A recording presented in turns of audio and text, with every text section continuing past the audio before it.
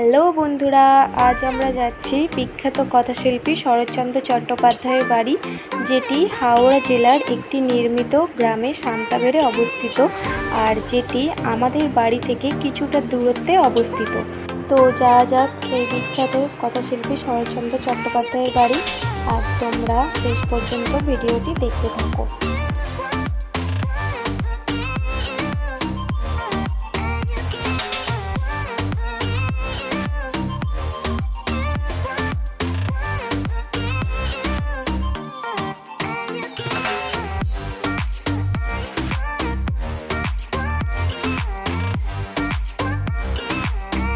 তো আমরা পৌঁছে গেছি শরৎচন্দ্র চট্টোপাধ্যায়ের নিজস্ব বাসভবনে, আর এই বাড়িতেই তিনি 12টি বছর কাটিয়েছিলেন। বাড়ির মূল দরজার সামনে দুপাশে দুটি উক্তি লেখা আছে, যেটি শরৎচন্দ্র চট্টোপাধ্যায়ের লেখা। বন্ধুরা, অপেক্ষার পালা শেষ, এবার আমরা প্রবেশ করছি বাড়ির ভেতর। ইটের তৈরি দোতলা বিশিষ্ট বাড়ি। এই বাড়িতে তেনার অনেক স্মৃতি জড়িয়ে আছে। শরৎচন্দ্র চট্টোপাধ্যায় ছিলেন একজন লেখক, উপন্যাসিক ও গল্পকার। তার জন্ম হয়েছিল 19 সেপ্টেম্বর 1876 সালে।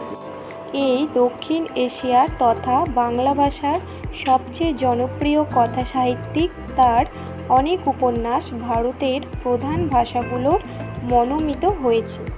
তার বিখ্যাত উপন্যাসগুলি হল পল্লী সমাজ, শ্রীকান্ত, দত্তা, গৃহদাহ, পথের দাবি, পরিণীতা প্রভৃতি। বাংলা সাহিত্যের ইতিহাসে অপ্রতিদ্বন্দ্বী জনপ্রিয়তার দরুন তিনি অপরাজেয় কথাশিল্পী নামে খ্যাত।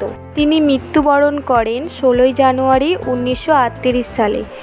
এবার আমরা চলে যাব যারা এই বাড়িটি দেখাশোনা করেন তাদের কাছে, এবং তাদের মুখ থেকে সরাসরি শুনে নেব এ সম্পর্কে। টেবিলে খাতা রাখতেন, জানলাটা খোলা থাকত। তখন বাসটা পাঁচিলটা ছিল না, রূপনারায়ণ নদীটা দেখা যেত। নদীটা এখন বাড়ি থেকে সরে গেছে। ওনার ব্যবহৃত জুতো, আর নিচে যে ছবিটা আছে ওনার দেশাত্মকের স্ত্রী নেত্র ছবি, হিরণমণি দেবী।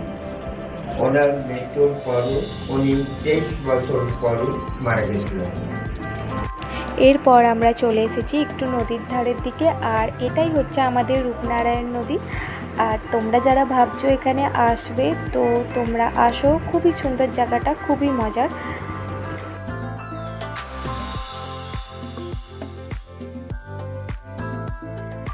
তো আজ এখানে শেষ করলাম, দেখা হচ্ছে পরের ব্লগে।